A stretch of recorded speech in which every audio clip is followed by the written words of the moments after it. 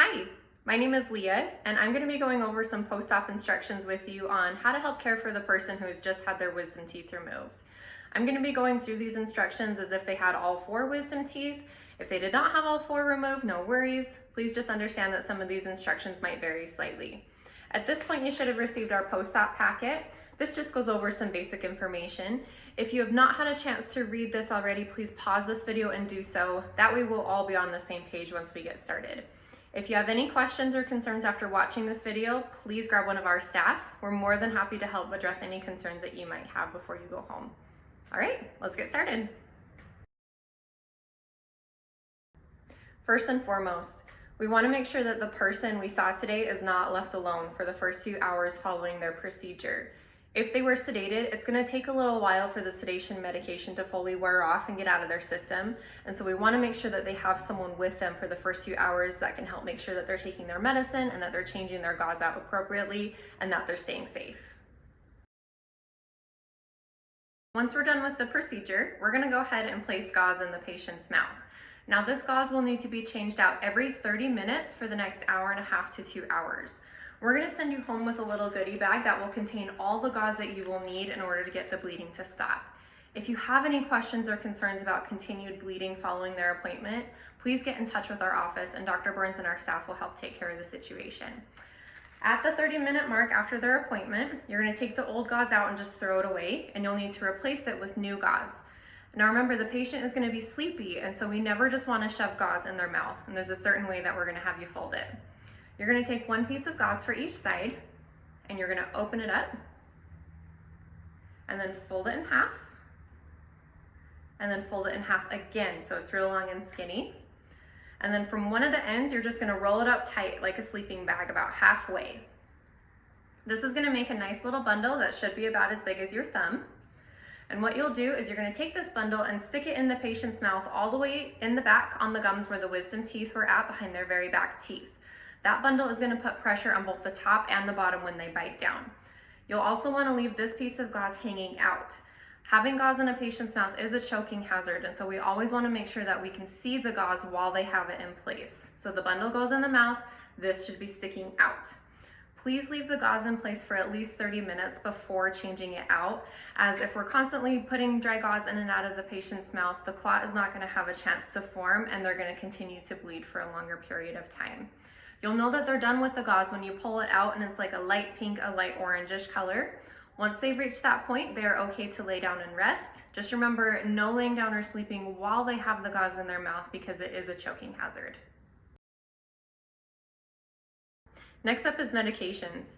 Now, where medications can vary slightly depending on age, health history, different concerns, Dr. Burns or one of our staff will actually come out and go over medications with you on a personal basis. For most patients though, we're going to prescribe a combination of over-the-counter medication that they're going to take together every 6 hours for the first 3 days on a schedule.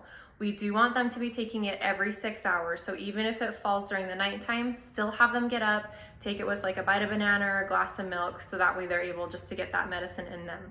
It's much easier to stay on top of it than to try to play catch up later, so please wake them up if it falls at nighttime. After the first 3 days, they're going to need to cut back on this over-the-counter medicine to only every 8 hours. Again, all of this is going to be written down on your post-op packet here, so please reference this if you have any questions. We also prescribe a narcotic as a backup emergency medication. We'd prefer that the patients not take this just because it can be kind of hard on your system. Some patients tend to get nauseous from it. So have them be very consistent with the over-the-counter medicine and then only use the narcotic as a backup if needed.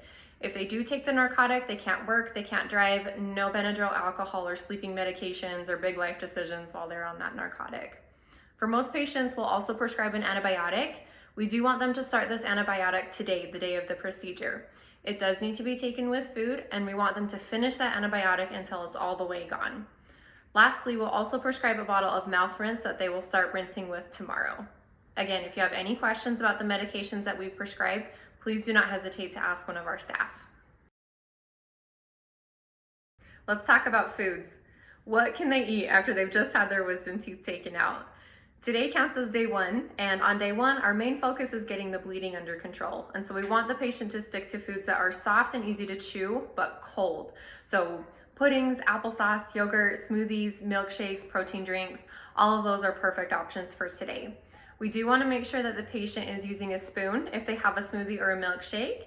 We also want to make sure that they avoid anything with little nuts or chunks or seeds in them, as those can get stuck in the holes on the bottom and can be difficult to get out.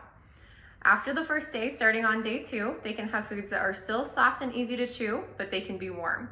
So soups, noodles, pastas, mac and cheese, scrambled eggs, mashed potatoes, all of that is fair game starting on day 2. After the first few days, they can resume a normal diet. Just have them pay attention to how their body feels. They're really going to be the best judge of that after the first few days. Still be sure to avoid things with little nuts or seeds or popcorn, again, just because we want to avoid anything getting stuck down in those holes if possible.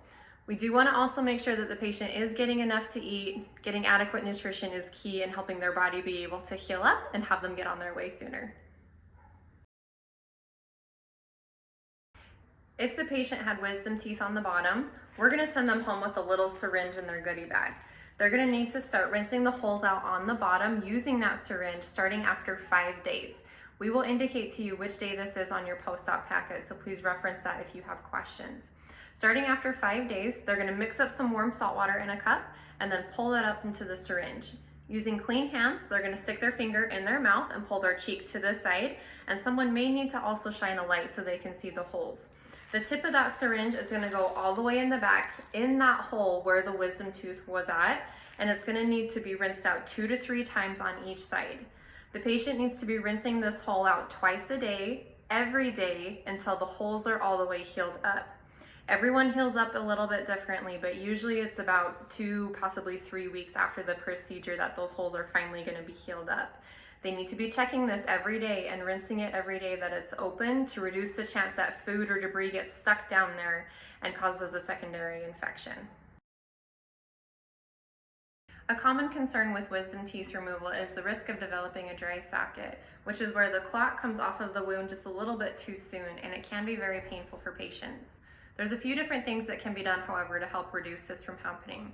One of the things that we strive to do in our office for all of our patients who have wisdom teeth on the bottom and are being seen with sedation is what we call platelet-rich fibrin, or PRF. What we'll do is, once the patient is asleep, we'll take a small blood sample from their arm and we'll spin it in a centrifuge. When we spin it in a centrifuge, it concentrates the blood into an area that we call platelet-rich fibrin. We'll take that small area and we'll stick it into the holes on the bottom where the wisdom teeth are at, and we'll suture it into place. The stitches are dissolvable and they will come out on their own, so we don't need to see them back for any kind of a post-op visit. As with any blood draw, there is a small chance of developing a bruise with that draw from platelet-rich fibrin. So if the patient does get a small bruise, just understand that that's all that that's from, is that PRF. Now, unfortunately, we're not able to do this on all of our patients, although we do strive. However, if we're not able to get PRF, we can also place a different medication down in the holes on the bottom called minocycline, and that will also reduce the chance that the patient develops a dry socket. In addition to what we do here in our office, there's some post-op instructions that need to be followed at home, such as not sucking through a straw or smoking or vaping for the next 5 to 7 days. If we need to adjust any prescriptions to help accommodate with the no smoking or vaping, please let one of our staff know. We also want to make sure that we're avoiding spitting real hard or swishing real vigorously for the first few days as well. Usually the first 3 to 5 days is when a patient is most at risk of developing a dry socket, so we do want them to be extra careful during this time. One good thing to remember is the more that we can keep the patient sitting up, the less that they're going to swell. If they go home after their procedure and they lay down flat on their couch or on their bed, they're gonna puff up like a balloon and just be very swollen. So if we can keep them sitting up, have them sleep with a couple pillows propped up behind their head, or if there's a recliner that they can crash on, that's gonna help keep their head above their heart, and it's gonna reduce the amount of swelling that they see, and they're gonna be a little bit more comfortable because of it. Icing can also feel good. They can do 20 minutes on, 20 minutes off with an ice pack, but really the elevation is key, so keep them sitting up, especially today. Starting tomorrow, we do want them to be gently swishing their mouth out with the salt water and the chlorhexidine prescription that you'll pick up from the pharmacy. We want them to be swishing gently twice a day, and they can alternate using the chlorhexidine and the warm salt water rinse. For the first few days, we just want them to be gently swishing side to side. Again, nothing real vigorous, just to reduce the chance that they get a dry socket. And then when they go to spit that out in the sink, just have them lean over and have it all fall out in the sink. Again, we don't want them spitting really hard. Lastly, we do want them to also be keeping the rest of their teeth clean and healthy, so please make sure that they are brushing and flossing like normal. They will be a little bit tender back where the wisdom teeth are at, so have them be very gentle there. But starting tomorrow, they can resume normal brushing and flossing to help keep their teeth healthy. Finally, if you have any questions or concerns and it's after hours or a time when we are out of office, we provide you Dr. Burns' cell phone number on our post-op packet on the very back sheet. If you do have questions or problems that need to be taken care of quickly, please do not hesitate to reach out to Dr. Burns. You can reach him via phone call or a text message. If there's a problem or a concern, we want to get it taken care of, so please let us know. We so appreciate you coming with the person who had their wisdom teeth removed today. We understand it's time out of your busy schedule, and we appreciate you being here and helping make sure that they recover appropriately. If you have any questions after watching this video, please don't hesitate to let one of us know. We're more than happy to help clear up any confusion or questions. Thank you so much for coming and for choosing Cache Valley Wisdom Teeth. We hope you have a great rest of your day.